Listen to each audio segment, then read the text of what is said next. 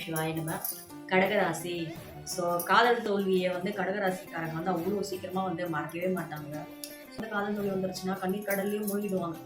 So அவ்வளோ சீக்கிரம் வந்து தான் விரும்பினவங்க வந்து மறக்கவே மாட்டாங்க. எப்போவுமே வந்து ரொம்ப மெமரிஸ் வச்சுட்டே இருப்பாங்க. அவங்களோட ரியாக்ஷன் எப்படி இருக்கும்னா, திரும்ப வந்துட மாட்டாங்களான்னு அந்த ஏக்கம் அதிகமாக இருக்கும். ஸோ இதெல்லாம் கடகராசிக்காரங்க வந்து அதிகமாக ஃபேஸ் பண்ணக்கூடிய ஒரு விஷயமா இருக்கும்.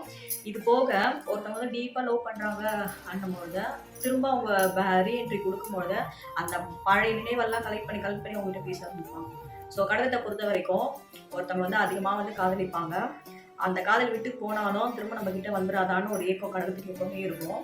இது போக வந்து அதிகமாக பார்த்த இடம், பேசின இடம், போன இடம் வந்து எல்லா இடத்தையும் ஸ்கேனிங்லேயே இருப்பாங்க. ஸோ அந்த ஸ்பாட்டுக்கெல்லாம் போகும்போது தன்னால் அவங்களுக்கு கண்ணில் இந்த அருவியாக கொட்டும். இதெல்லாம் கடகராசிக்காரங்க அதிகமாக ஃபேஸ் பண்ணக்கூடிய ஒரு விஷயமா இருக்கும். அதோட ரியாக்ஷன் எப்படி இருக்கும்னா, சில விஷயங்கள் வந்து அக்செப்ட் பண்ணிப்பாங்க. ஸோ நமக்கு இப்படி தான் போல அப்படின்ட்டு அதுக்கப்புறம் அவங்க லைஃப்பில் வந்து மூவ் ஆன் பண்ணுறதுக்கு என்ன வழியோ அதில் போவாங்க. ஆனால் அந்த காதலை மறக்கவும் மாட்டாங்க. அந்த காதலேருந்து வெளியே வரவும் மாட்டாங்க. ஆனால் அவங்களோட லைஃப் பார்ட்னர் கொஞ்சம் சேஞ்ச் பண்ணி போய்கிட்டே இருப்பாங்க. இதெல்லாம் கடகராசிக்காரங்க அதிகமாக அவங்க வாழ்க்கையில் ஃபேஸ் பண்ணக்கூடிய சில விஷயங்களாக இருக்கும் காதல் தோல்விக்கு பிறகு.